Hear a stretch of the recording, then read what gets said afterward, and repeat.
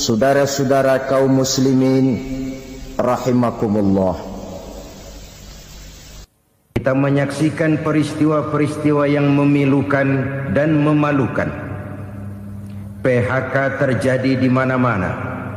Pengangguran meningkat, harga-harga membumbung tinggi, daya beli rakyat semakin lemah. Sementara di bidang politik, kejadian-kejadian memberikan indikasi bahwa persatuan dan kesatuan kita sebagai bangsa dewasa ini tengah berada dalam ujian yang berat. Pada jumpa kita kali ini, tanpa bermaksud untuk mencari kambing hitam dari bencana yang kita hadapi, saya ingin menyampaikan sebuah hadis yang diriwayatkan oleh Imam At-Tabarani dari Ibnu Abbas bahwa Rasulullah sallallahu alaihi wasallam bersabda, "Khamsun bi khamsin." Ada 5 perkara yang dapat menimbulkan 5 macam bencana. Mari kita renungi hadis ini satu demi satu sebagai bahan introspeksi buat kita semua dalam menghadapi bencana yang tengah berlaku sekarang ini. Yang pertama, manaqasa qaumul ahda illa sullita alaihim aduwwuhum. Apabila suatu kaum sudah mengingkari janjinya, maka mereka pun akan dikuasai oleh musuh-musuh mereka. Sederhana saja nampak kalimat dalam hadis ini. Apabila orang sudah mengingkari janji, mereka akan dikuasai oleh musuh-musuh mereka sendiri. Dan musuh kita yang paling utama saat ini adalah kemiskinan dan kebodohan. Kenapa itu terjadi? Karena kita mengingkari janji kita sendiri. Di saat awal-awal berdirinya Orde Baru, kita pernah berjanji untuk melaksanakan Pancasila dan Undang-Undang Dasar 45 secara murni dan konsekuen. Kita berjanji bahwa kita akan menegakkan pemerintah yang bersih dan berwibawa. Itu semua pada permulaannya. Waktu demi waktu berjalan, kita lupa dengan janji yang kita ucapkan itu. Ketuhanan yang Maha Esa kita ucapkan, tapi kesetanan yang luar biasa yang kita lakukan. Kemanusiaan yang adil dan beradab yang kita dengungkan, tetapi kemanusiaan zalim dan biadab yang kita praktekkan. Sederhana saja saudara, hampir setiap pejabat pada posisi-posisi kunci, di awal-awal ia memangku jabatan itu, biasanya ia mengucapkan sumpah dengan lafaz demi Allah, bahwa dalam melaksanakan jabatan ini saya tidak akan menerima hadiah atau pemberian dalam bentuk apapun. Itu pada permulaannya. Lama-lama rupanya hadiah itu asik juga, mulai diterima. Lama-lama dirasa kurang, mulai menagih.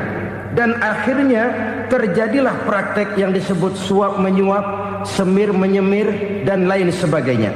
Kalau ini sudah menjadi kenyataan, bagaimana kita mau menegakkan pemerintah yang bersih dan berwibawa? Undang-Undang Dasar 45 menyatakan bahwa bumi, air, dan seluruh kekayaan negara dikelola oleh negara bagi sebesar-besar kemakmuran rakyat. Yang terjadi adalah bahwa kita merasa mewakili rakyat untuk menikmati harta dan kekayaan negara, sehingga rakyat banyak tidak bisa ikut menikmatinya. Menumpuklah harta itu sehingga terjadilah pepatah, gunung ditimbun, sumur digali. Yang kaya semakin kaya, yang miskin semakin terpuruk. Kita ingkar dengan janji yang kita ucapkan di awal-awal kita bergerak. Kita ingkar dengan janji pada saat kita mengatakannya dengan menyebut nama Allah, dengan mempertaruhkan nama Tuhan. Sehingga pada akhirnya jabatan pun mengalami tender. Sudah menjadi rahasia umum. Orang mau jadi lurah mesti mengeluarkan uang. Mau jadi camat mesti mengeluarkan uang. Mau jadi wali kota, bupati, bahkan gubernur, itu ada pasarannya. Secara logika, Kalau orang memperoleh satu jabatan karena banyak mengeluarkan uang, tentu pada saat ia mengeluarkan uang, ia sudah punya pemikiran, modal pasti pulang, modal pasti kembali. Kalau orang memperoleh suatu jabatan karena banyak mengeluarkan uang, maka langkah pertama yang dia lakukan setelah memangku jabatan itu ialah bagaimana uang bisa kembali, bagaimana modal bisa pulang. Kalau modal sudah pulang, pikiran berikutnya bagaimana supaya dapat untung. Lalu kapan mau bekerja untuk kepentingan rakyat? Itu nomor 18. Kemudian kalau ada proyek-proyek besar, pertanyaannya ialah bukan apakah proyek ini bermanfaat bagi rakyat, apakah proyek ini layak untuk diteruskan, tetapi yang jadi pertanyaan paling utama ialah bagian saya berapa duit dari proyek ini. Kita bisa lihat proyek, mega proyek lahan 1 juta hektar di Kalimantan Tengah, triliunan rupiah, dan proyek itu gagal. SD Inpres bulan ini diresmikan, bulan depan retak. Jembatan-jembatan bulan ini gunting pita, bulan depan runtuh. Kita ingkar dengan janji. Kita berkata kita bekerja untuk kepentingan rakyat, tapi kita tidak pernah mengenal rakyat itu. Apabila suatu kaum sudah mulai mengingkari janji, maka mereka akan dikuasai oleh musuh-musuh mereka. Akibatnya tersusunlah barisan-barisan sakit hati, yang makin lama makin menjadi bola salju, menggelinding membesar, dan kemudian terjadilah hal-hal yang tidak kita inginkan lagi. Apabila suatu kaum sudah mengingkari janji, maka mereka akan dikuasai oleh musuh-musuh mereka. Ini penyebab bencana yang pertama. Kita tidak konsekuen. Tadinya kita dengan lantang teriak-teriak berantas korupsi, ganyang korupsi. Pada waktu kita belum mendapat kesempatan. Setelah kita naik punya kesempatan, rupanya korupsi enak juga dirasa. Terjadi pergeseran nilai, orang luntur, kehilangan idealisme awal. Lalu untuk menghibur diri, menutup kesalahan, kita gunakanlah pepatah bahwa tidak ada gading yang tak retak, bahwa kita harus mikul dur mendem jero. Itu semua cuma sebagai dalih agar kesalahan kita tidak dibicarakan orang lain. Padahal kita sendiri yang mengingkari janji. Kita yang keluar dari komitmen awal kita.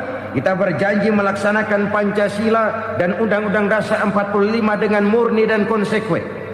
Kita berjanji untuk menegakkan pemerintah yang bersih dan berwibawa. Namun dalam kenyataannya itu tidak kita laksanakan dengan sebagaimana mestinya. Kita bergeser, kita mengalami proses degradasi, peluncuran nilai, dan akhirnya terbentuklah barisan-barisan sakit hati yang semakin lama semakin membesar itu. Kita harus introspeksi. Memang kalau zaman sedang susah, biasanya kambing hitam laris, tukang kompor gentayangan. Itu dari dulu selalu mencari kambing hitam. Karena itu kita tidak bicara orang, kita tidak bicara siapa yang salah. Kita bicara sistem, dan sistem itu bisa mengena siapa saja. Kalau orang sudah mulai mengingkari janji, bergeser dari komitmen awal, itu sudah mulai ia mengalami proses peluncuran, proses degradasi. Ini penyebab yang pertama. Kita tidak lagi konsekuen bahwa bumi, air, sumber daya alam adalah milik negara, dikuasai oleh negara, digunakan bagi sebesar-besar kemakmuran rakyat. Ternyata rakyat yang makmur itu tidak merupakan gambaran yang menyeluruh dari rakyat kita. Undang-undang dasar kita menganut ekonomi kekeluargaan, tapi yang kita praktekkan adalah ekonomi keluarga. Kalau bukan keluarga nggak dapat proyek. Kalau bukan keluarga nggak dapat macam-macam. kekeluargaan kita rubah menjadi keluarga, timbullah penyakit nepotisme. Kita bergeser, kita ingkari janji, dan kita anggap kita atasnamakan rakyat. Rakyat cuma sekedar jadi address, rakyat cuma sekedar jadi alamat, tetapi kehidupan mereka tidak banyak berubah dan tidak banyak terangkat. Kaum muslimin rahimakumullah, ini penyakit yang pertama, penyebab bencana yang pertama. Yang kedua kata Nabi, wa ma hakamu bighairi ma anzalallah. Apabila hukum yang diterapkan sudah tidak lagi bersumber dari hukum Allah, illa fasya fihimul faqru, maka akan bertebaranlah kemiskinan di mana-mana. Ini artinya apa? Apabila hukum tinggal sebuah stempel, apabila hukum sudah diatur menurut kepentingan, apabila hukum sudah tidak lagi ditegakkan secara adil, maka kemiskinan merambah di mana-mana. Hukum diatur menurut selera orang yang sedang berkuasa, maka yang benar bisa jadi salah, yang salah bisa jadi benar. Hukum dalam kenyataan hidup berlaku seperti pisau. Pisau itu kan saudara lihat, yang namanya pisau dimanapun itu tajamnya ke bawah, ke atas tumpul. Kalau hukum itu, kalau untuk rakyat, hukum itu tajam bukan main, cepat sekali dilaksanakan. Tapi giliran menengah ke atas, yang gedean dikit berbuat salah, hukum tumpul. Hukum pura-pura tidak dengar, akibatnya terluka rasa keadilan rakyat. Satu kasus rakyat diam, dua kasus rakyat diam, tiga kasus rakyat diam, kasus terakumulasi di hati rakyat, luka rasa keadilan, dan itu menjadi sumber bencana. Penjarahan, kita tidak setuju itu, tapi kita harus melihat kausalnya. Itu kan tidak berdiri sendiri. Itu kan karena terlukanya rasa keadilan rakyat, melihat kesempatan ini tidak merata. Kalau rakyat ini yang ngajukan kredit ke bank, walaupun jumlahnya cuma jutaan, ratusan ribu, susahnya 17 setan. Tapi ada orang-orang tertentu yang agunannya palsu, jaminannya palsu, bawa kata belece, bukan cuma miliaran, triliunan kredit bisa keluar. Terluka rasa keadilan, hilangnya kesempatan. Rakyat cuma dapat kesempitan, jarang dapat kesempatan. Dari lukanya rasa keadilan ini, memang ya entah lipstick, entah basa-basi, dibentuklah tim ini, dibentuklah badan pengawas ini, dibentuklah tim ini. Kalau membentur tahu, hancur tahu. Tapi kalau tim yang dibentuk membentur karang, bukan karangnya yang hancur biasanya, timnya yang bubar. Kenapa? Yang dibentur batu karang yang sangat keras. Kita main-main dengan hukum, kita tidak konsekuen dengan hukum, luka rasa keadilan, dan itu terakumulasi. Edi Tamsil, rakyat tahu, terakumulasi, menguap begitu saja. Kasus-kasus lain rakyat tahu, menguap begitu saja. Ketidakadilan terakumulasi, mengendap di hati rakyat, menunggu ledakan. Pada saat sumbu meledak, rakyat tidak bisa dibendung lagi. Oke, kita tidak setuju dengan penjarahan, tapi jangan melihat itu sebagai peristiwa yang berdiri sendiri. Kenapa itu terjadi? Kausalnya kenapa? Oke, kita tidak setuju memang, tapi yang dijarah oleh rakyat kan memang cuma untuk perut. Yang dijarahkan beras, yang dijarahkan televisi, yang dijarahkan kulkas yang masih bisa dihitung, yang memang real untuk kebutuhan rakyat. Penjara berdasi kepala botak yang menguras uang rakyat habis-habisan, enak saja melenggang dalam kehidupan ini. Makin terluka rasa keadilan rakyat. Apabila hukum yang diterapkan sudah menyimpang dari keadilan yang diajarkan Allah, fasyafihimul fakru, bertebaranlah kemiskinan. Aneh, memalukan, memilukan. Sebuah negara agraris yang katanya pulaunya hijau royo-royo, gemari Palau Jenawi Toto Tentem Kertora Harjo, yang tahun 93 pernah mendapat penghargaan dari FAO, Badan Pangan Sedunia, sebagai negara yang berhasil dalam swasembada pangan. Sekarang ini kita terpaksa betul beli beras dari Vietnam, beli beras ke Kamboja, beli kedelai dari Kamboja. Kenapa? Lahan sawah kita habis ditanami pabrik. Teknologi kita, teknologi loncatan yang non-applied, tidak terpakai oleh kita. Lantas lahan yang tidak bisa kita tanami, kita paksakan lahan-lahan gambut menjadi tanah pertanian yang subur dengan biaya triliunan, dan kita gagal. Kita cari jarum dan kapak hilang. Kita mau jadi negara industri dengan loncatan teknologi yang maju, kita lupakan pola pijak kita sebagai negara agraris, dan akhirnya kita kecolongan. Lihatlah dewasa ini. Rakyat kita antri sembako di mana-mana. Di sebuah negara agraris, ketidakadilan melahirkan kemiskinan. Kemiskinan moral dan kemiskinan material. Kemiskinan moral, rakyat nggak percaya lagi sama pejabat. Rakyat mengalami krisis figur. Orang alah lu ngomong dah main ember.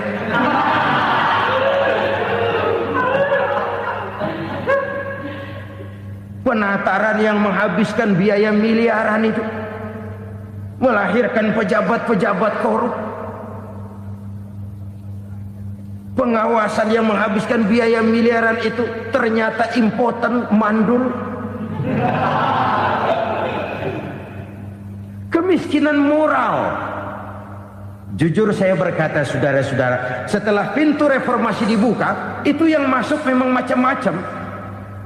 Ada yang memang punya tujuan murni, konsekuen, dan punya konsep. Ada yang nunggu di tikungan, begitu mobil lewat nyamber pintu, berangkat ikut reformasi. Ada yang memanfaatkan momentum, mumpung, untuk nyampein unek-unek, ngerti nggak, pokoknya ngomong. Sehingga keadaan semakin rancu, kebingungan semakin menjadi-jadi, masalah yang paling urgen tidak terselesaikan. Sekarang ini orang berpikir mendingan jadi pala ular daripada jadi buntut macan. Buntut macan memang hebat macan, tapi kalau buntutnya cuma ugel-ugel di belakang buat apa? Mendingan jadi pala ular, kecil juga nyaplok. Artinya, ya biar kecil juga kalau punya partai kan gagah. Lalu rame-rame bikin partai kayak bikin arisan. Orang makin mengalami dislokasi. Semua mau jadi pahlawan, semua mau nomor satu, semua ngomong. Iya kalau bidangnya, kalau bukan makin rancu. Marilah lewat kesempatan ini saya mengajak kita untuk tahu diri. Biarkan politisi ngomong politik, biarkan ekonom menata ekonomi, biarkan praktisi bicara soal hukum, biarkan rakyat munajat, istighfar, mohon pertolongan Allah. Tahu diri kita. Kalau memang ayam, kukuruyuk aja dah. Kalau memang kucing, ayo ngeong. Kalau kambing, silahkan ngembe. Udah tahu ayam, ngeong bunyinya. Suaranya palas, orang nggak ngerti, bingung, makin menjadi-jadi. Ibarat kesebelasan sepak bola bangsa kita sekarang ini, rame-rame mau bikin gol, kiper ikut nyerang sekarang. Memilukan dan bahkan memalukan. Wa ma hakamu bighairi ma anzalallah illa fasha fihimul fakru. Kalau hukum yang diterapkan sudah menyimpang dari keadilan yang diajarkan Allah, bertebaranlah kemiskinan di mana-mana. Coba sekarang ini, yang punya duit bingung, apalagi yang kagak punya duit. Yang pengusaha gede ngeluh, apalagi yang pengusaha pas-pasan. Yang kagak punya beras, yang punya beras saja masih bingung, apalagi yang nggak punya beras. Ini sudah demikian merata. Dulu kita kagum mendengar konglomerat kelas buadak, kelas-kelas yang seakan-akan cuma ada dalam khayalan mereka, punya kekayaan miliaran dolar, triliunan. Sudahlah, seolah-olah nggak terjangkau sama kita. Weh, ternyata yang gede-gede itu juga gede utangnya.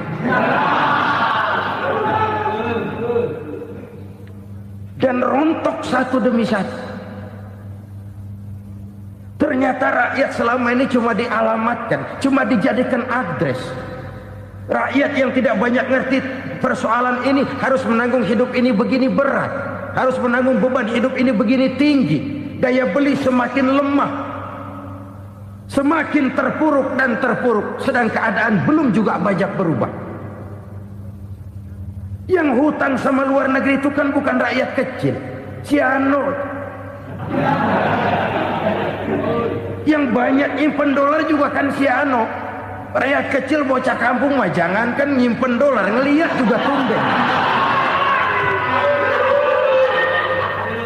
Kemana kita mesti bercermin? Sekali lagi saya mengatakan, maaf, kita tidak bermaksud mencari kambing hitam.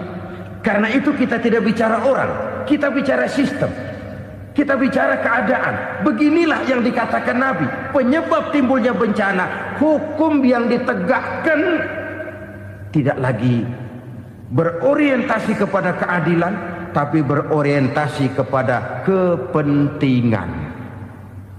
Akhirnya bentuk hukum seperti pisau, tajam ke bawah, tumpul ke atas. Hukum cuma buat rakyat kecil, tetapi kelompok menengah ke atas kadang-kadang kebal dari perlakuan hukum. Maka bertebaranlah kemiskinan. Iya, kemiskinan moral berupa lukanya rasa keadilan. Kalau rasa keadilan terluka, orang kan nunggu kesempatan, saudara.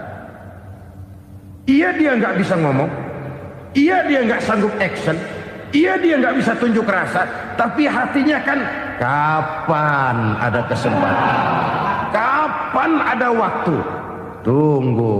Hatinya mesti begitu. Sehingga begitu ada kesempatan, terjadilah hal-hal yang tidak terhindarkan. Dan itu ekses, bukan reformasi. Jangan seperti sebuah dialog saya dengan seorang abang beca. Saya bertanya, bang, iya, abang tahu nggak reformasi? Tahu. Ustaz, apa? Pembakaran. Terus penjarahan. Lalu perkosaan. Itu reformasi. Itu yang saya lihat. Nah, itu yang dia lihat. Saya tentu tidak menyalahkan abang beca kita, karena memang itu yang dia lihat dan sejauh itu wawasannya. Tapi ini indikasi bahwa banyak rakyat kita yang belum bisa menggunakan kebebasan secara bertanggung jawab. Padahal kebebasan tanpa tanggung jawab tirani. Sebuah contoh gampang-gampangan. Saya beli radio, saya setel di kamar saya, lalu saya bilang, ini radio gue. Yang beli gue, pakai duit gue setel di kamar gue, sekeras-kerasnya, gak ada urusan sama orang lain. Itu kata saya. Tetapi tetangga saya sebelah rumah kan boleh juga ngomong begitu. Kata tetangga saya, ini mata gue, yang ngantuk gue tidur di kamar gue, kenapa suara radio lu nyampe kemari? Artinya apa ini? Kebebasan saya nyetel radio dibatasi oleh kebebasan tetangga saya yang mau tidur. Tidak ada kebebasan mutlak. Kebebasan mutlak tanpa tanggung jawab kembali akan melahirkan tirani, kembali akan melahirkan pemaksaan kehendak. Dan itu lagi-lagi bukan demokrasi. Saudara-saudara kaum muslimin rahimakumullah. Ini penyakit yang kedua, lukanya rasa keadilan, terutama di kalangan rakyat kecil. Itu mengendap menjadi akumulasi dan menunggu giliran kapan bisa dimuntahkan. Dengan kata lain, rakyatnya udah banyak banget makan yang perutnya jadi enak, nyelam. Kapan nunggu muntahnya? Udah begini banyak akumulasi yang mereka pendam di perut ini, sehingga ketika terjadi kesempatan itu sudah tidak terkendalikan lagi, kita out of control. Saya tidak mentolerir sikap-sikap kekerasan, bahkan saya lebih cenderung bahwa kalau di rumah kita banyak tikusnya, tikusnya saja racuni, jangan rumah dibakar. Bahwa ada korupsi, iya, ada kolusi, memang ada nepotisme, tentu. Tetapi tikusnya saja racuni, jangan rumah dibakar. Masa mau ngusir tikus bakar rumah? Tikusnya lari, tikusnya selamat, rumahnya ewes-ewes.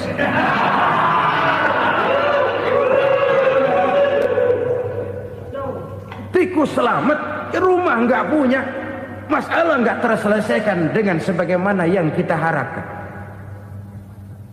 Kita sepakat ini negara hukum, dan di hadapan hukum semua manusia itu sama. Itu prinsip yang diajarkan Allah. Al-musawat bainan nas fi takalifil ahkam. Semua manusia sama dalam berhadapan dekat dengan hukum Allah Subhanahu wa taala. Kalau hukum sudah pandang bulu, itu jelas yang enak yang banyak bulunya. Siapa yang banyak bulunya? Monyet. Kalau hukum pandang bulu, monyet keenakan. Saudara-saudara kaum muslimin rahimakumullah, introspeksi. Mari kita bercermin bagaimana perjalanan hukum selama ini. Kalau introspeksi ini kita temukan, lalu ada upaya untuk memperbaiki diri. Jangan menggunakan tak ada gading yang tak retak, mikul duwur mendem jero untuk menutup-nutupi kesalahan orang. Padahal kesalahan itu sedemikian besar. Padahal rakyat kita tiap hari antri sembako. Ada yang sehari sekali makan, ada yang makan sudah bercampur tiwul, ada yang nasi sudah dicampur pisang, balik jadi orok lagi. Macam-macam upaya rakyat untuk menangsal perut ini. Lalu rakyat ditenang-tenangkan, lebih baik puasa Senin Kemis sambil menghadapi krisis ekonomi. Kenapa rakyat yang disuruh puasa? Kenapa bukan pejabatnya yang puasa lebih dulu untuk kemakmuran rakyat? Kalau rakyat yang memang perutnya udah gepeng disuruh puasa, makin krempeng perutnya. Artinya pejabat harus punya sense of politics. Ya, tidak, puasa itu kan tidak cuma Senin Kemis saja. Puasa itu puasa perasaan, puasa menghargai perasaan yang sedang kondisi yang sedang dihadapi oleh rakyat. Bagaimana rakyat yang tengah antri sembako melihat pejabatnya lewat dengan mobil yang harganya sampai 1 miliar. Oh, inilah pemimpin saya.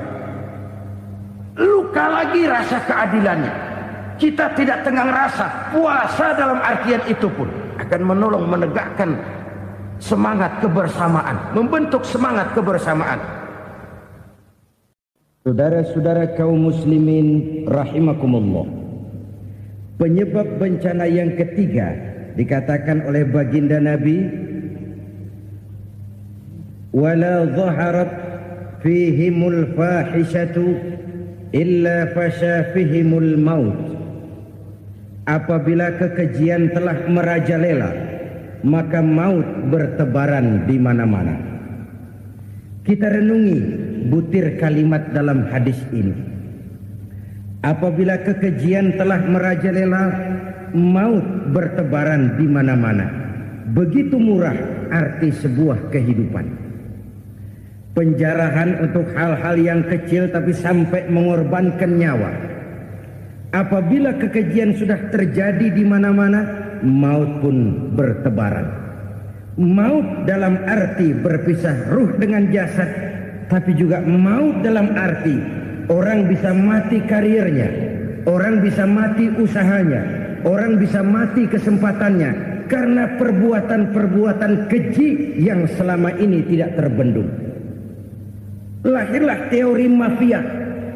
Siapa yang kuat dia yang berkuasa, siapa yang lemah dia menjadi mangsa.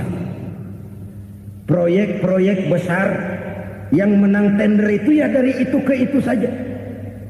Yang pengusaha-pengusaha tidak punya koleksi, koneksi, tidak bisa bayar komisi, dapat proyek tetelan. Ada dagingnya, dikit namanya juga tetelan. Dagingnya sudah habis disantap oleh meja. Sekian puluh meja dilalui, sekian puluh amplop dikeluarkan. Sehingga yang akhirnya ya tinggal tetelan itu tadi. Maka kualitas pekerjaan pun sudah bukan lagi jadi masalah. Demikianlah mafia-mafia ini bermunculan di mana-mana. Di pengadilan terkenallah mafia pengadilan. Hukum bisa dibeli, hukum bisa dipesan menurut kebutuhan sponsor. Mafia peradilan, mafia politik, mafia ekonomi, bahkan mafia agama yang menggunakan agama sebagai kedok, menggunakan agama sebagai dalih, menggunakan agama sebagai topeng untuk melancarkan maksud-maksud politiknya pun tidak tertutup kemungkinan. Apabila kekejian telah merajalela, maut bertebaran di mana-mana. Korupsi, kolusi, nepotisme itu bagian dari kekejian. Kita selama ini kalau mendengar maksiat, itu yang terbayang cuma judi, mabuk, zina. Iya itu maksiat. Tapi korupsi, kolusi, nepotisme itu juga maksiat dalam bentuk lain. Kalau ini sudah bertebaran, maka maut terjadi di mana-mana. Jangan bayangkan cuma mati orangnya, itu sih kewajiban.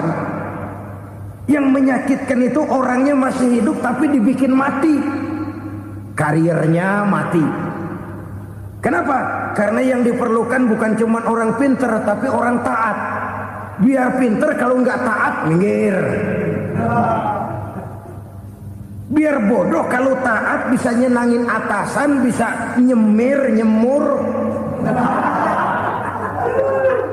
Kumaha juragan wae aya nama. Itu yang kadang-kadang dapat penghargaan. Tidak ada prestasi kerja kecuali bikin senang orang di atas. Kita lihat di desa-desa jalan rusak. Kalau ada berita pejabat anak mau turun, jalan rata sekali. Sampai tanah dari mana aja dikeruk buat ngeratain tuh jalan. Pejabat pulang legok lagi jalanan. Katanya kita kerja buat rakyat, nyatanya kita cuma melayani atasnya. Kenapa? Terjadi lingkaran setan. Seperti kata lagu Dul Sumbang itu. Mahasiswa takut sama dosen, dosen takut sama dekan, dekan takut sama rektor, rektor takut sama menteri, menteri takut sama presiden, presiden takut sama mahasiswa. Muter balik lagi. Lingkaran setan. Lingkaran setan. Saudara-saudara kaum muslimin rahimakumullah. Kekejian yang merajalela, praktek-praktek mafia yang tertuang dalam kehidupan sehari-hari menyebabkan orang mati karirnya, jasad masih hidup, karir mati, itu menyakitkan. Mati bisnisnya. Rakyat kecil pernah senang ketika cengkeh booming, harganya bagus, rakyat banyak yang pergi haji. Lalu mau ditata, lahir tata niaga cengkeh, malah amburadul. Harga cengkeh jatuh, petani cengkeh kecil menjerit. Siapa yang untung? Segelintir orang. Masihkah kita pakai atas nama rakyat untuk kepentingan nasional, padahal yang nyanyi cuma segelintir orang? Masihkah kita mau bohongi rakyat ini dengan mobil nasional tapi bikinan Korea? Masihkah kita mau bermain verbalisme, bermain kata? Ini sebuah masa lalu yang tidak perlu terulang lagi untuk masa-masa yang akan datang. Kekejian merajalela, orang mati karir. Bisa mati usaha, mati bisnis. Usahanya maju, dirangkul, hancur. Usahanya maju, dipukul, hancur, tenggelam. Bahkan yang memilukan dan memalukan badan-badan usaha milik negara itu dikebiri sedemikian rupa sehingga tidak menghasilkan hal-hal yang bermanfaat buat negara. Saudara-saudara kaum muslimin rahimakumullah, kalau nafsu yang sudah mengatur itu semua, maka kekejian pun merajalela. Orang sudah pakai teori mafia, yang kuat dia yang menang, yang kuat dia yang berkuasa, yang lemah silakan minggir di sudut-sudut kehidupan. Kalau kekejian seperti ini merajalela, maut bertebaran di mana-mana. Banyak orang mati kariernya, banyak orang mati usahanya, banyak orang mati imajinasinya. Sekarang ini dalam dunia seni, yang banyak karyawan seni, bukan seniman.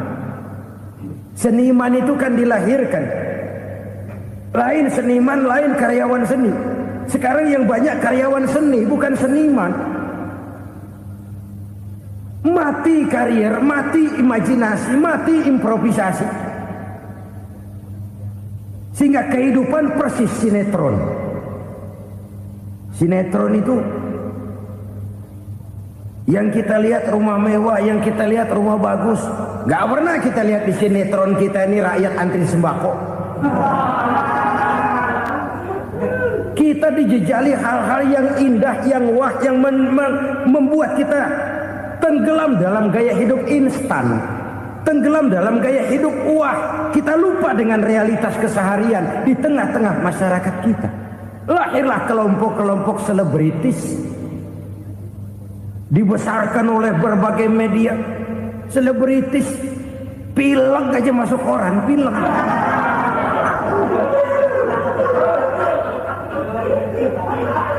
Rakyat yang pingsan antri beras nggak masuk koran.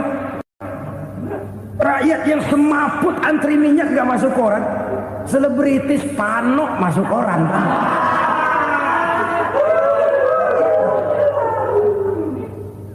Kita besarkan hal-hal kecil, kita kecilkan hal-hal besar. Kenapa? Kita mengejar oplah, kita profit oriented, tidak lagi berorientasi kepada realitas hidup yang kita hadapi ini. Kalau kekejian sudah merajalela kata Nabi, maka maut bertebaran di mana-mana. Maut dalam artian maut, coba lihat sekarang begitu murah nyawa. Karena 1000 perak orang mau nusuk bunuh. Karena beras seliter orang khilaf. Begitu murah kehidupan. Tapi kekejian dalam bentuk korupsi, kolusi, nepotisme. Kekejian dalam bentuk itu mematikan karier, mematikan bisnis, mematikan imajinasi, mematikan kreativitas. Itu juga maut dalam bentuk lain akibat kekejaman lain. Ini penyebab yang ketiga. Yang keempat, penyebab bencana menurut baginda Rasul, wala tukhfiful mikyala illa muni'un nabat. Apabila timbangan sudah dicurangi, maka tercegahlah tumbuh-tumbuhan. Apabila timbangan sudah mulai curang, maka terjadilah musim paceklik. Apabila bisnis sudah bergaya mafia tadi itu, kecurangan-kecurangan terjadi, tender di balik pintu, yang dimenangkan cuma kelompok-kelompok yang bisa memberikan presentasi yang besar, muni'un nabat, terjadilah paceklik. Paceklik, panen gagal. Wereng, ya wereng. Kemarau panjang, it's okay. Air sulit, iya. Tetapi kan semua itu ada yang ngatur. Kemarau ada yang ngatur. Belalang itu ada yang ngatur. Air itu juga ada yang ngatur. Yang ngatur itu yang serba maha. Kalau ia murka melihat kecurangan timbangan, Allah itu kalau murka kan gampang saja. Tinggal komandoin balang. Lang, hancurin tuh sawah. Konvoy belalang, konvoy. Allah tinggal ngutik angin El Nino. Mampir lo ke Indonesia, hujan nggak turun-turun, kemarau panjang. Jadi kalau musim kemarau kan namanya anginnya El Nino. Kalau musim hujan anginnya namanya La Nina. Cakep namanya, kejem orangnya. Saudara lihat Cina sekarang sedang kena La Nina, banjir besar, ribuan orang meninggal. Dia mah ribuan mati kagak berasa, rakyatnya miliaran. Bangladesh lagi ngalami La Nina, India lagi ngalami La Nina. Angin, hujan, kemarau, belalang itu kan ada yang ngendaliin. Kuncinya bukan di belalangnya, kuncinya bukan di peredaran matahari berputar, kuncinya di atas yang mengatur semua itu. Kalau timbangan sudah mulai curang, pengusaha sudah nggak mau jujur, apa nggak bikin perut jadi mual. Begitu rakyat antri sembako pingsan nggak dapat beras, sementara beras ditumpuk-tumpuk sampai membusuk. Kemana hati nuraninya? Kemana akal pikirannya? Kemana mereka yang berbuat atas nama rakyat tapi melihat rakyat susah tidak tergerak hatinya? Apabila timbangan sudah mulai dicurangi, bisnis sudah mulai melenceng, maka terjadilah paceklik. Sebuah negara yang berhasil dalam swasembada pangan, lalu sekarang menjadi negara yang rakyatnya antri untuk memperoleh kebutuhan pangan. Saudara-saudara kaum muslimin rahimakumullah, ini intinya adalah kecurangan. Kalau kecurangan sudah terjadi di mana-mana, dan ini milik siapa saja, bukan soal tempat, bukan soal jabatan, soal manusianya, SDM-nya. Kecurangan tidak cuma terjadi di kantor, di masjid bisa terjadi kecurangan. Korupsi tidak hanya bisa terjadi di kantor, di madrasah bisa ada korupsi. Faktor manusianya, ini soal SDM. Kecurangan yang besar tentu besar lagi kerugiannya. Kecurangan yang kecil, kecurangan sehari-hari, pedagang-pedagang kecil ngurangi timbangan. Barang yang buruk dikatakan baik, yang baik dikatakan buruk. Itu merugikan perorangan. Kecurangan yang besar merugikan bangsa dalam bentuk total, dalam bentuk seutuhnya. Nah, kecurangan-kecurangan seperti ini rakyat kan lihat, rakyat kan tahu, dan itu kembali terakumulasi di sini, pegel.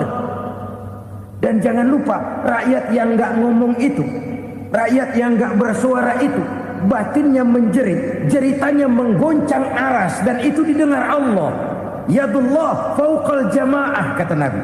Tangan Tuhan di atas orang banyak. Jeritan hati rakyat menggoncang aras.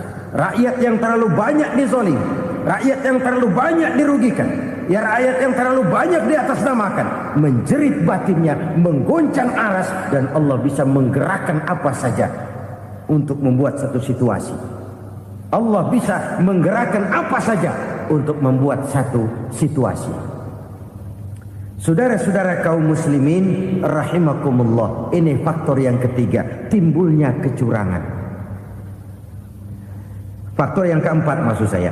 Yang kelima, penyebab timbulnya bencana menurut baginda Nabi, wala muni'uz zakat wala muni'uz zakati illa hubbisa anhumul qatru.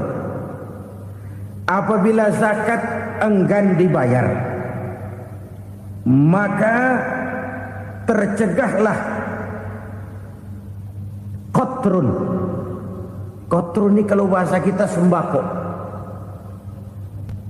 Maka tercegahlah kebutuhan-kebutuhan yang kita perlukan.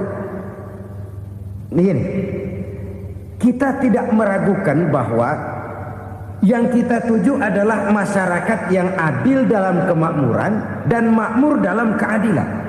Nah, antara kemakmuran dan keadilan ini memang sering tidak bisa berjalan seiring. Pada saat kemakmuran kita kejar, ekonomi kita pacu, ada nilai-nilai keadilan yang tertinggal. Pada saat nilai keadilan kita tegakkan benar-benar, ada unsur-unsur kemakmuran yang terabaikan. Oke, kita bisa mengatakan kasus. Oke, kita bisa mengatakan itu sebagian kecil. Tapi kalau sebagian kecil, lama-lama kan jadi sebagian besar. Oke, kita mengejar kemakmuran. Pertanyaannya, kemakmuran untuk siapa? Oke, kita berikan kelompok tertentu kue yang besar dengan harapan nanti dia bagiin kuenya kepada yang kecil-kecil. Tapi kenyataan, mereka yang dapat kue besar akhirnya malah lupa diri dan lupa daratan. Mau makin besar, malah memeras yang kecil-kecil ini. Sekarang kan yang kecil modali yang besar. Ramai-ramai buka bank, ternyata kamuflase. Uang banknya untuk kredit perusahaannya sendiri. Nasabahnya rakyat kecil. Artinya apa? Rakyat kecil disuruh modalin orang yang udah gede. Ini kan sumber geledek urusan.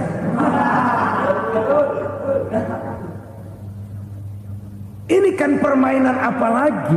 Rakyat kecil suruh modali yang gede. Nasabahnya rakyat kecil, kumpulkan uangnya di bank, kucurkan kredit kepada perusahaannya sendiri. Bukankah itu rakyat kecil suruh modali yang gede? Sudah begitu kejamkah kita untuk meraih keuntungan dengan mengorbankan orang kecil ini? Sudah tidak bicara lagi kah nurani kita melihat penderitaan orang yang semakin susah ini? Kalau zakat enggan dibayar, padahal zakat 2,5% saja, 2,5% saja. Kalau itu pun enggan, kalau zakat saja enggan, bagaimana pula yang namanya sedekah, bagaimana pula yang namanya infak, bagaimana pula yang namanya santunan, bantuan. Kadang-kadang lipstick nyumbang sih nyumbang, cuman nyolongnya lebih gede. Ini namanya sumbangan lipstick. Buat lipstick itu kan buat ngumpetin bibir pucat. Itu fungsi utama lipstick. Buat ngumpetin korupsinya, nyumbang kegiatan-kegiatan sosial. Tapi yang dia korup lebih gede dari yang dia sumbangin. Lipstick kamuflase. Nepu kata anak sekarang.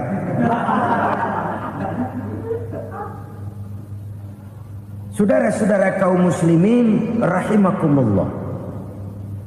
Demikian berat kewajiban zakat ini sampai di zaman Sayyidina Abu Bakar pernah keluar komando perangi orang yang enggan membayar zakat. Perangi.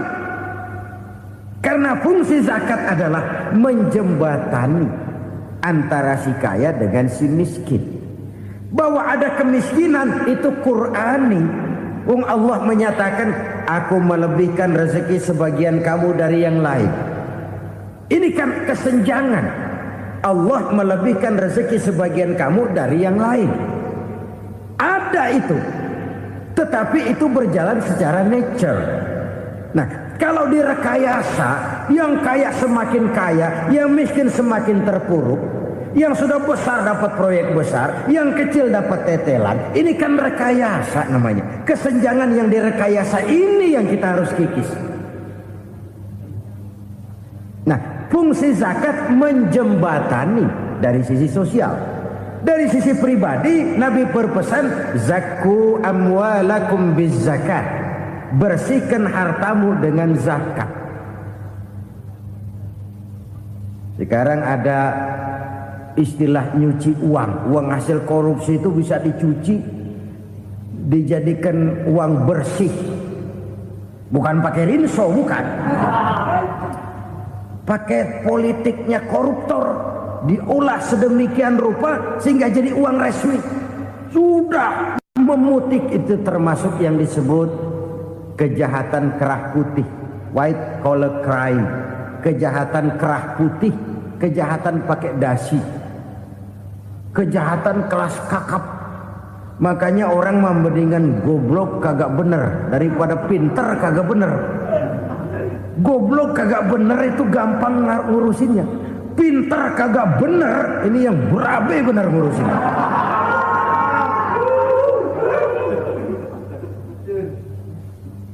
Kita bukan cuma perlu orang pinter kok di zaman sekarang. Kita perlu orang-orang bener yang punya komitmen, yang sesuai kata dan perbuatan, yang bisa merasakan apa yang dirasakan oleh rakyat, yang punya sense of politik yang tinggi, yang peka, yang penuh keterbukaan, yang punya wawasan dan pandangan jauh ke depan.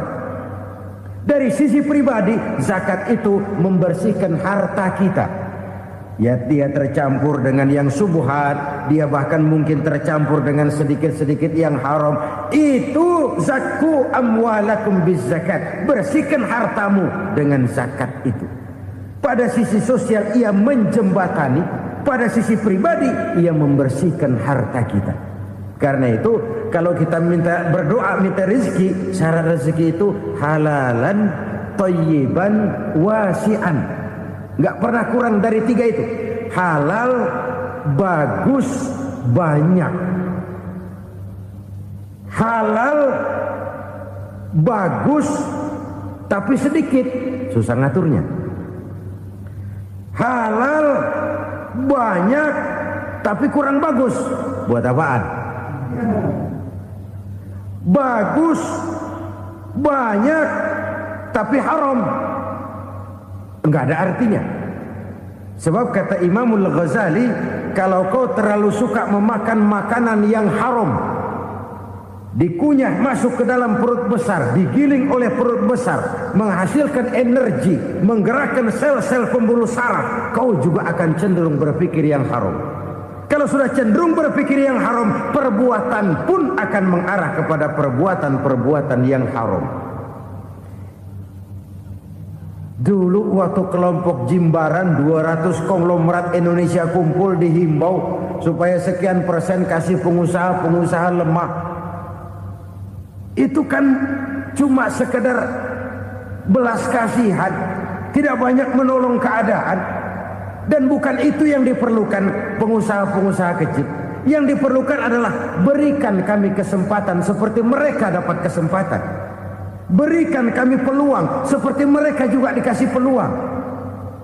Kalau cuma dikasih 100 juta, 200 juta hari ini, usaha kami nggak ada prospeknya, peluang kagak ada, kan sama juga bohong. Diceburin ke kali, disuruh berenang, tangan diikat, mendingan mampusin ketahuan. Ayo berenang, berlomba, tangan diikat, kaki diikat, sama saja nyuruh mati. Jadi jangan kasih ikannya, kasih kailnya. Yang diperlukan pengusaha kecil menengah ke bawah itu bukan cuma sekedar belas kasih dari konglomerat-konglomerat besar. Berikan kami peluang seperti mereka juga dapat peluang. Berikan kami kesempatan seperti mereka dapat kesempatan. Berikan kami kredit dengan kemudahan seperti mereka juga kalau minta kredit begitu mudahnya. Menciptakan peluang dan kesempatan, pemerataan. Bukan menciptakan manusia Indonesia dengan standar ekonomi yang sama. Semua rumahnya harus sama, semua punya mobil. Itu sih kebersamaan bebek. Bebek, coba lihat bebek, satu ngalor semua, satu ngidul semua. Kebersamaan bukan itu. Kebersamaan adalah menciptakan peluang. Kalau yang kaya bisa semakin kaya, kenapa yang miskin tidak bisa ikut naik jadi sedikit kaya?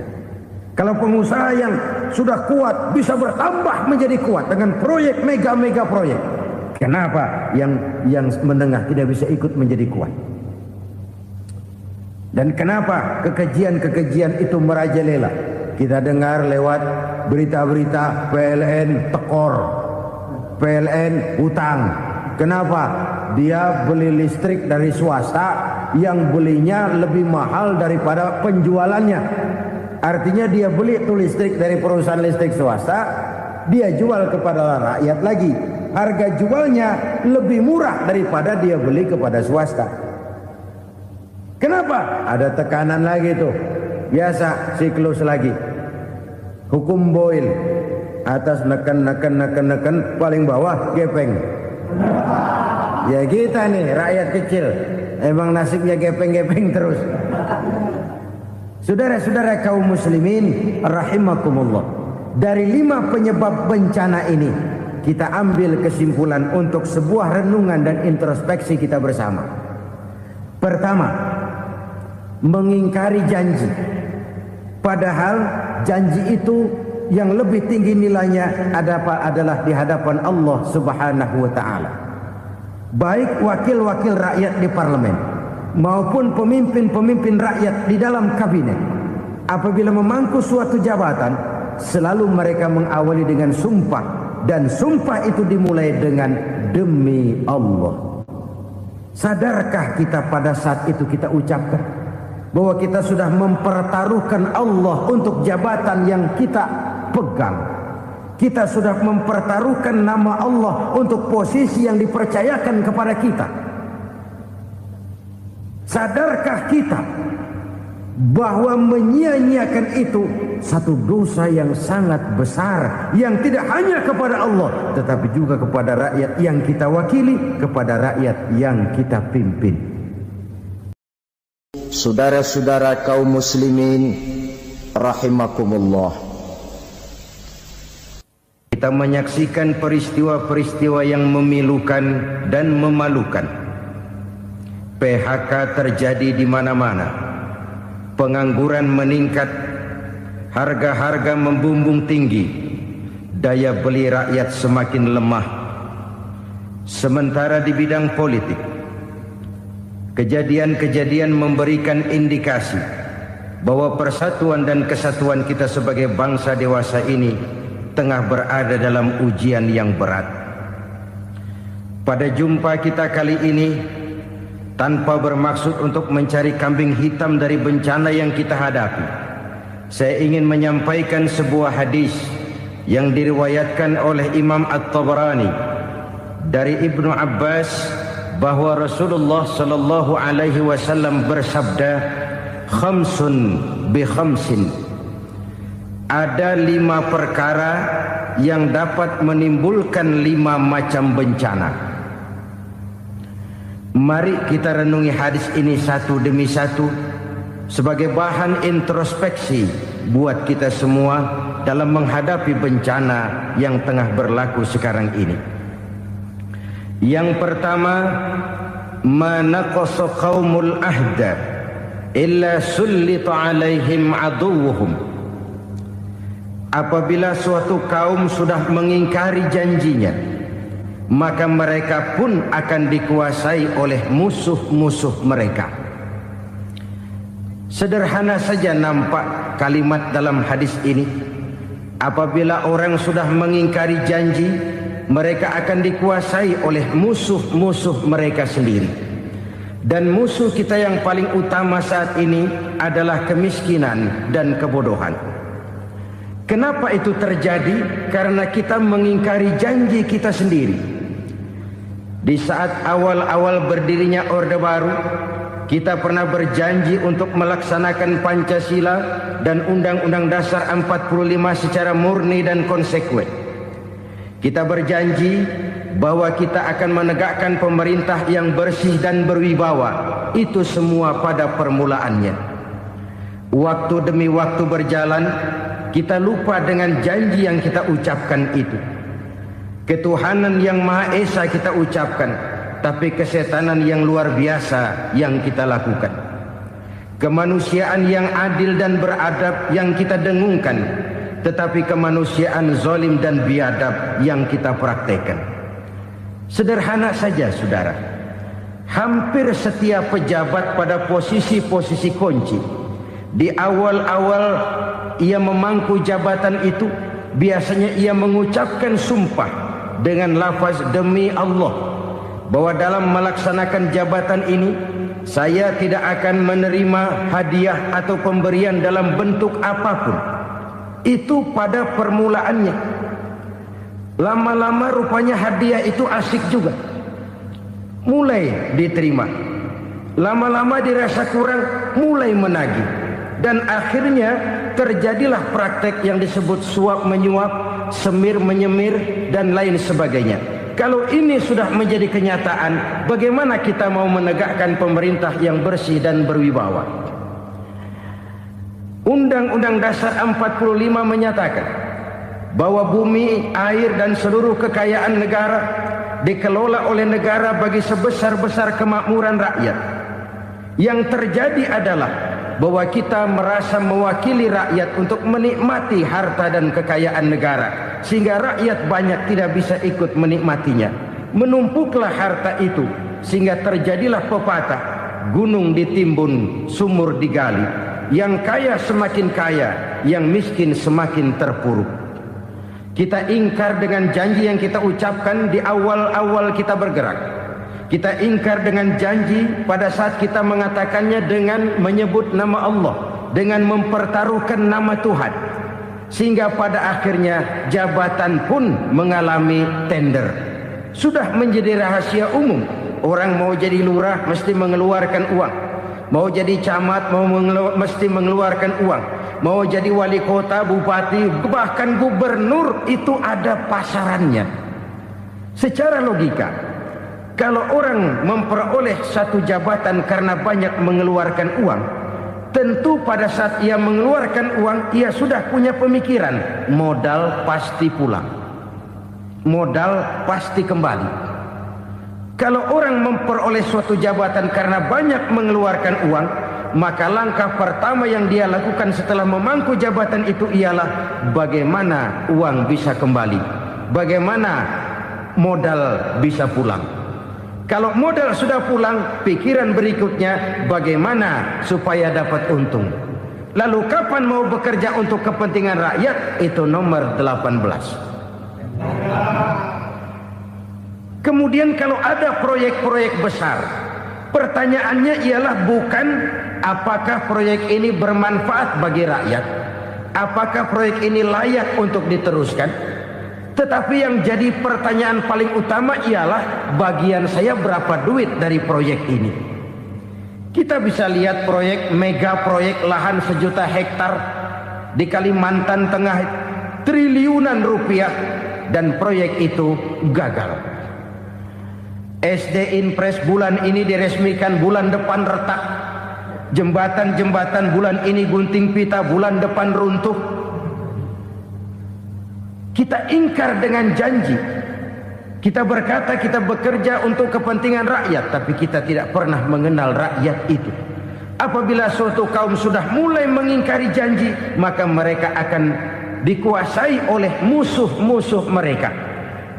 Akibatnya tersusunlah barisan-barisan sakit hati, yang makin lama makin menjadi bola salju, menggelinding membesar, dan kemudian terjadilah hal-hal yang tidak kita inginkan lagi. Apabila suatu kaum sudah mengingkari janji, maka mereka akan dikuasai oleh musuh-musuh mereka. Ini penyebab bencana yang pertama. Kita tidak konsekuen. Tadinya kita dengan lantang teriak-teriak berantas korupsi, ganyang korupsi. Pada waktu kita belum mendapat kesempatan.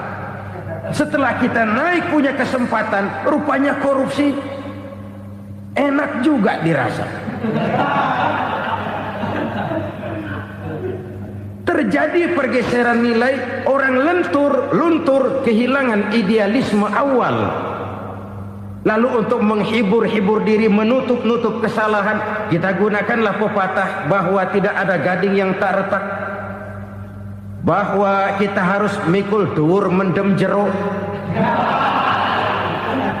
Itu semua cuma sebagai dalih agar kesalahan kita tidak dibicarakan orang lain. Padahal kita sendiri yang mengingkari janji.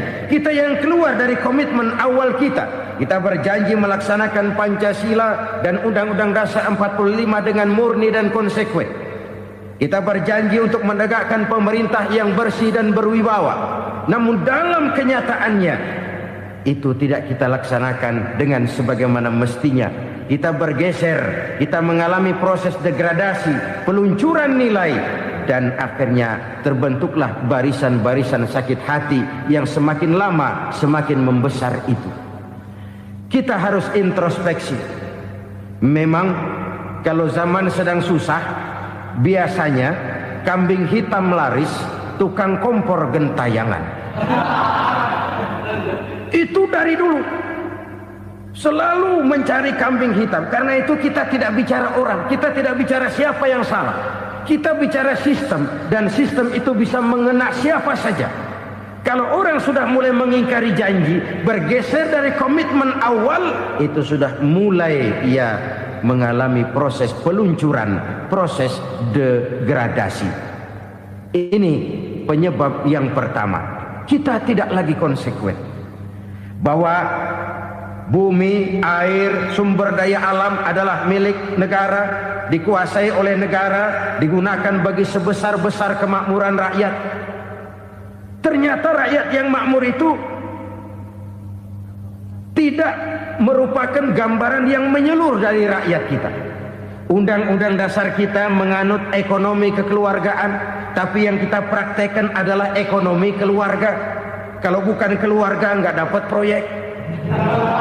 Kalau bukan keluarga nggak dapat macam-macam. Kekeluargaan kita rubah menjadi keluarga. Timbullah penyakit nepotisme. Kita bergeser, kita ingkari janji, dan kita anggap kita atasnamakan rakyat. Rakyat cuma sekedar jadi address, rakyat cuma sekedar jadi alamat, tetapi kehidupan mereka tidak banyak berubah dan tidak banyak terangkat. Kaum muslimin rahimakumullah, ini penyakit yang pertama, penyebab bencana yang pertama. Yang kedua kata Nabi, wa ma hakamu bighairi ma anzalallah. Apabila hukum yang diterapkan sudah tidak lagi bersumber dari hukum Allah, illa fasha fihimul faqru, maka akan bertebaranlah kemiskinan di mana-mana. Ini artinya apa? Apabila hukum tinggal sebuah stempel, apabila hukum sudah diatur menurut kepentingan, apabila hukum sudah tidak lagi ditegakkan secara adil, maka kemiskinan merambah di mana-mana. Hukum diatur menurut selera orang yang sedang berkuasa, maka yang benar bisa jadi salah, yang salah bisa jadi benar. Hukum dalam kenyataan hidup berlaku seperti pisau. Pisau itu kan saudara lihat, yang namanya pisau dimanapun itu tajamnya ke bawah, ke atas tumpul.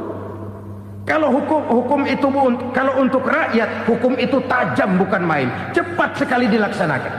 Tapi giliran menengah ke atas, yang gedean dikit berbuat salah, hukum tompul. Hukum pura-pura tidak dengar. Akibatnya terluka rasa keadilan rakyat. Satu kasus rakyat diam, dua kasus rakyat diam, tiga kasus rakyat diam, kasus terakumulasi di hati rakyat. Luka rasa keadilan, dan itu menjadi sumber bencana. Penjarahan, kita tidak setuju itu, tapi kita harus melihat kausalnya. Itu kan tidak berdiri sendiri. Itu kan karena terlukanya rasa keadilan rakyat, melihat kesempatan ini tidak merata. Kalau rakyat ini yang ngajukan kredit ke bank, walaupun jumlahnya cuma jutaan, ratusan ribu, susahnya 17 setan. Tapi ada orang-orang tertentu yang agunannya palsu, jaminannya palsu, bawa kata belece, bukan cuma miliaran, triliunan kredit bisa keluar. Terluka rasa keadilan, hilangnya kesempatan. Rakyat cuma dapat kesempitan, jarang dapat kesempatan. Dari lukanya rasa keadilan ini, memang ya entah lipstik, entah basa-basi, dibentuklah tim ini, dibentuklah badan pengawas ini, dibentuklah tim ini. Kalau membentur tahu, hancur tahu. Tapi kalau tim yang dibentuk membentur karang, bukan karangnya yang hancur biasanya, timnya yang bubar. Kenapa? Yang dibentur batu karang yang sangat keras. Kita main-main dengan hukum, kita tidak konsekuen dengan hukum.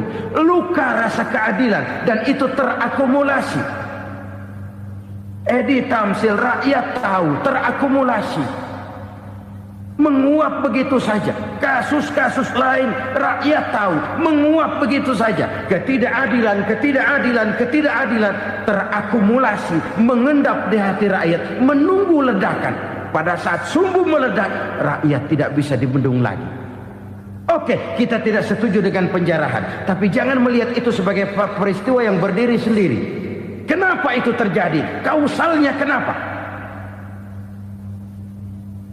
Oke, kita tidak setuju memang. Tapi yang dijarah oleh rakyat kan memang cuma untuk perut.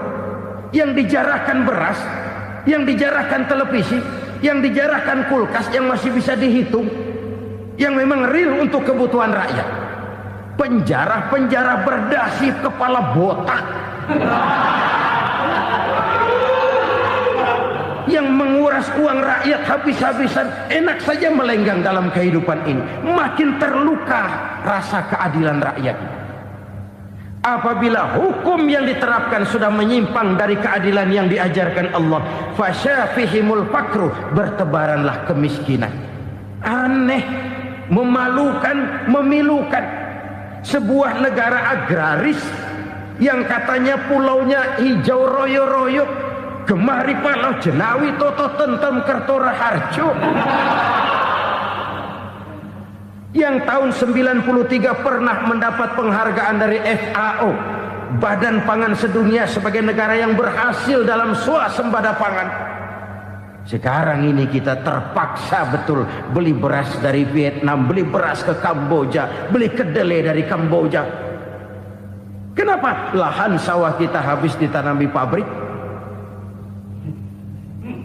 Teknologi kita, teknologi loncatan yang non-applied, tidak terpakai oleh kita.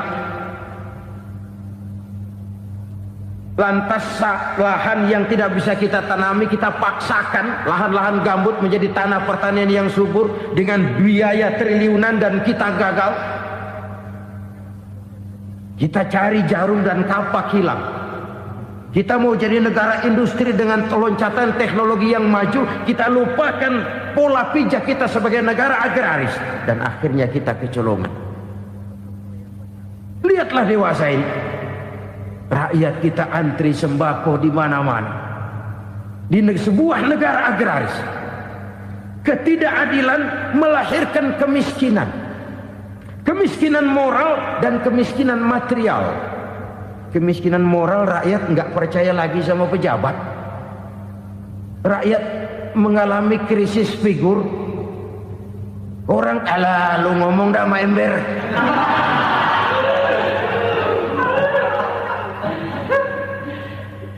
Penataran yang menghabiskan biaya miliaran itu melahirkan pejabat-pejabat korup. Pengawasan yang menghabiskan biaya miliaran itu ternyata impoten, mandul. Kemiskinan moral.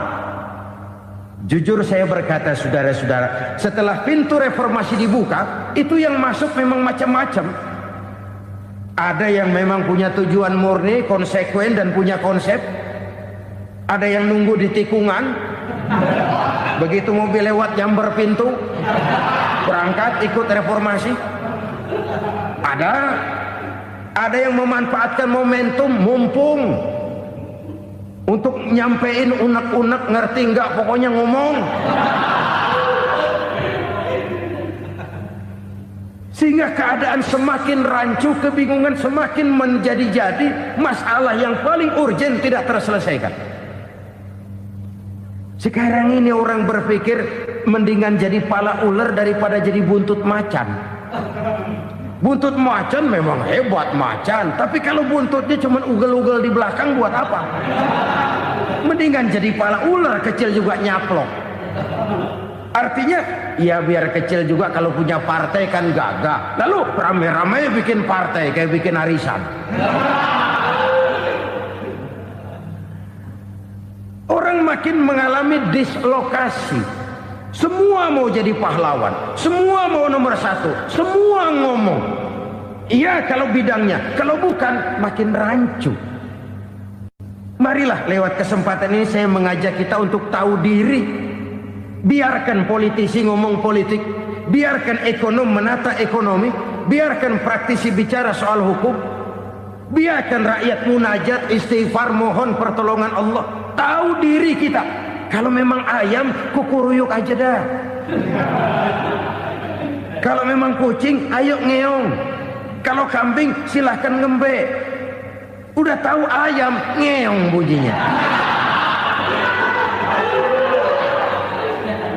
Suaranya palas, orang nggak ngerti, bingung, makin menjadi-jadi.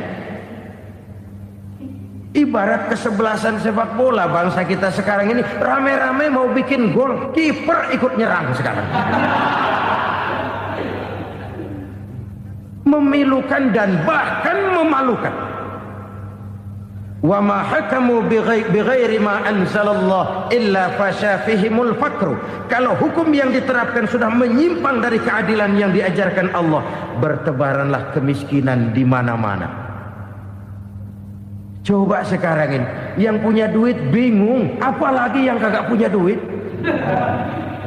Yang pengusaha gede ngeluh, apalagi yang pengusaha pas-pasan. Yang kagak punya beras, yang punya beras saja masih bingung, apalagi yang nggak punya beras.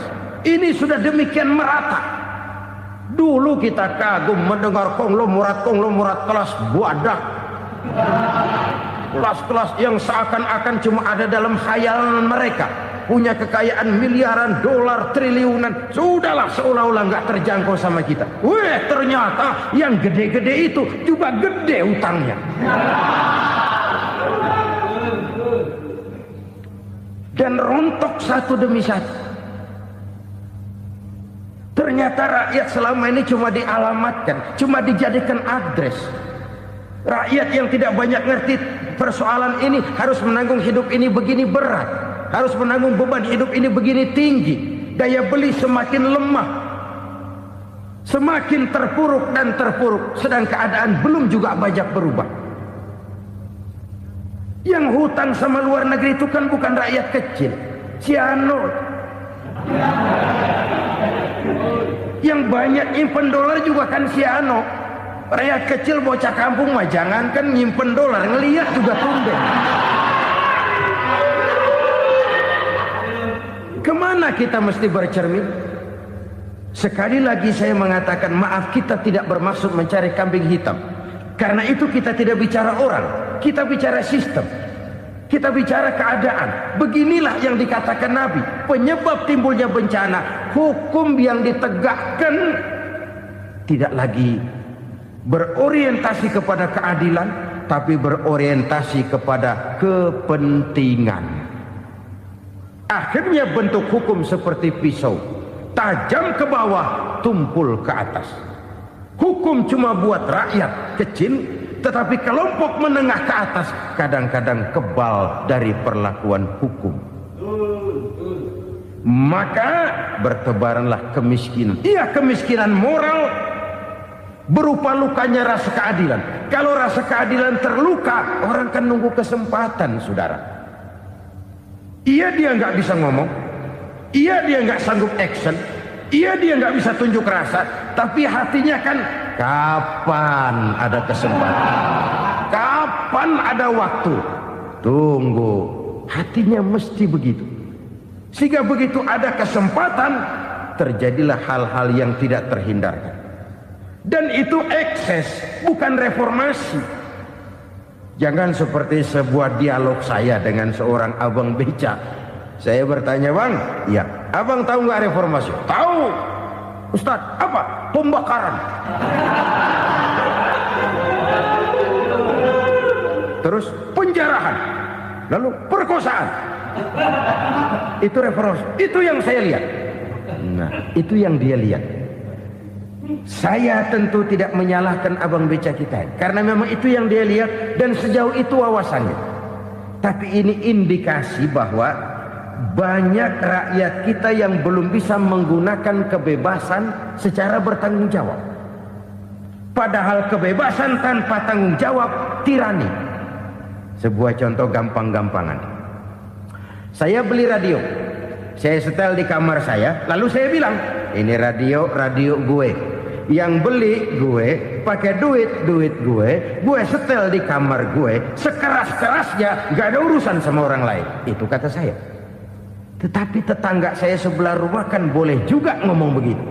Kata tetangga saya, ini mata gue, yang ngantuk gue tidur di kamar gue, kenapa suara radio lu nyampe kemari? Artinya apa ini? Kebebasan saya nyetel radio dibatasi oleh kebebasan tetangga saya yang mau tidur. Tidak ada kebebasan mutlak. Kebebasan mutlak tanpa tanggung jawab kembali akan melahirkan tirani, kembali akan melahirkan pemaksaan kehendak. Dan itu lagi-lagi bukan demokrasi. Saudara-saudara kaum muslimin rahimakumullah. Ini penyakit yang kedua, lukanya rasa keadilan, terutama di kalangan rakyat kecil. Itu mengendap menjadi akumulasi dan menunggu giliran kapan bisa dimuntahkan. Dengan kata lain, rakyatnya udah banyak banget makan yang perutnya jadi enak, nyelam. Kapan nunggu muntahnya? Udah begini banyak akumulasi yang mereka pendam di perut ini, sehingga ketika terjadi kesempatan itu sudah tidak terkendalikan lagi. Kita out of control. Saya tidak mentolerir sikap-sikap kekerasan. Bahkan saya lebih cenderung bahwa kalau di rumah kita banyak tikusnya saja racuni, jangan rumah dibakar. Bahwa ada korupsi, iya. Ada kolusi, memang. Ada nepotisme, tentu. Tetapi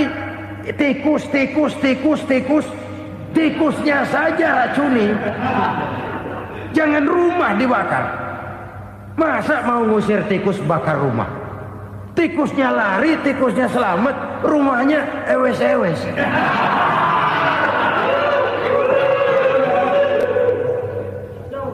Tikus selamat, rumah nggak punya. Masalah nggak terselesaikan dengan sebagaimana yang kita harapkan.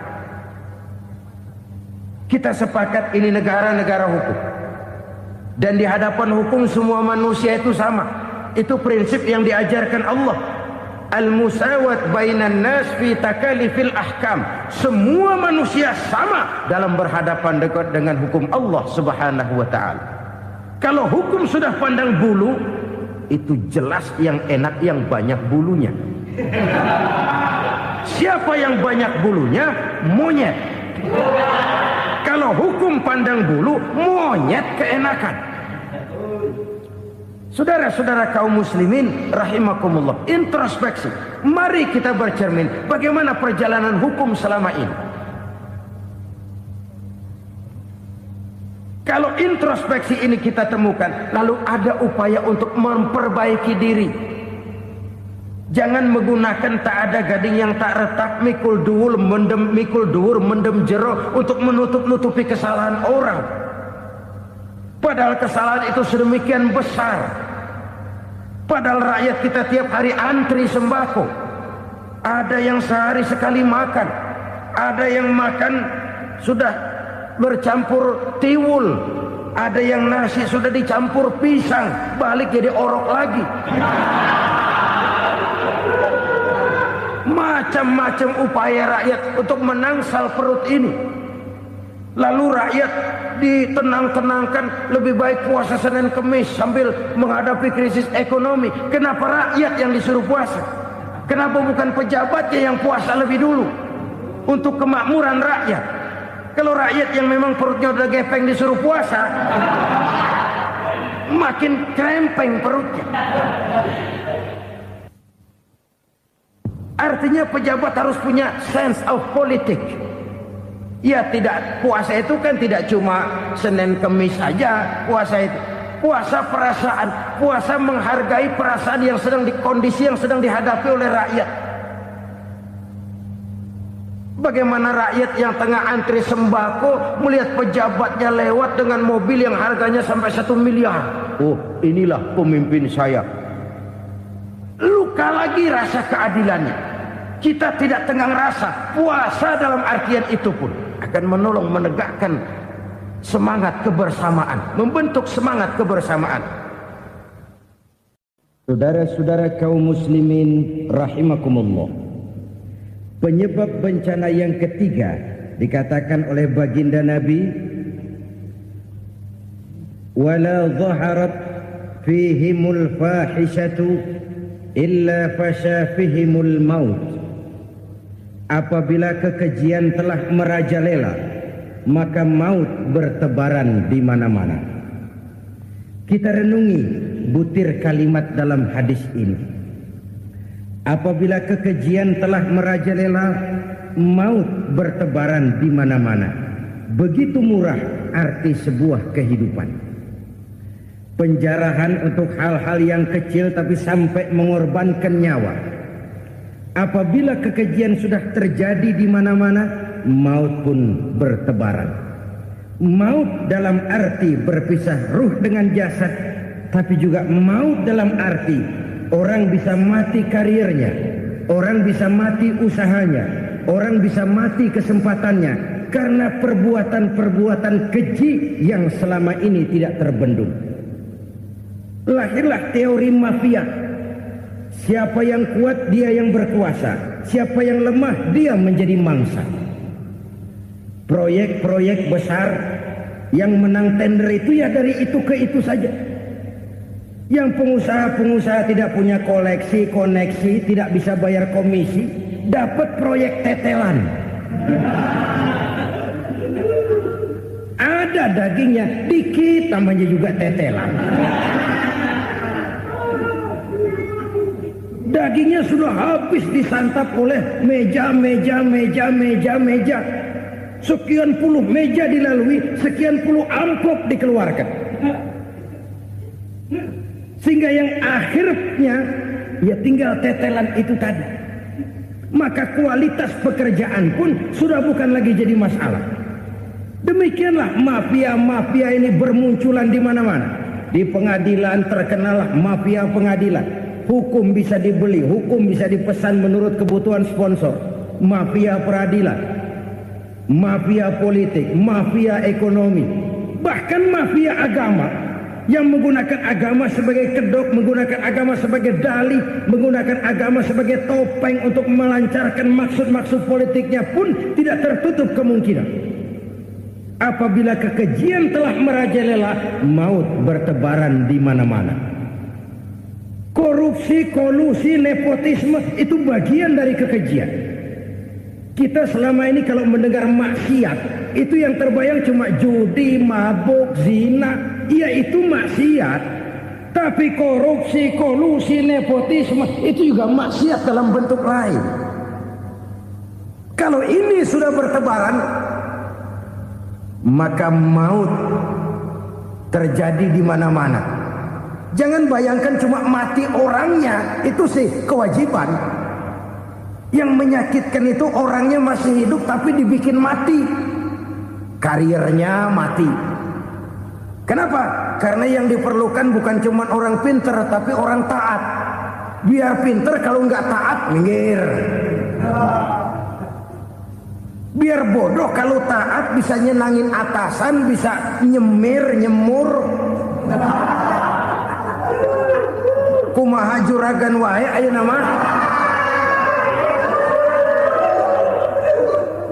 Itu yang kadang-kadang dapat penghargaan. Tidak ada prestasi kerja kecuali bikin senang orang di atas. Kita lihat di desa-desa jalan rusak. Kalau ada berita pejabat anak mau turun, jalan rata sekali.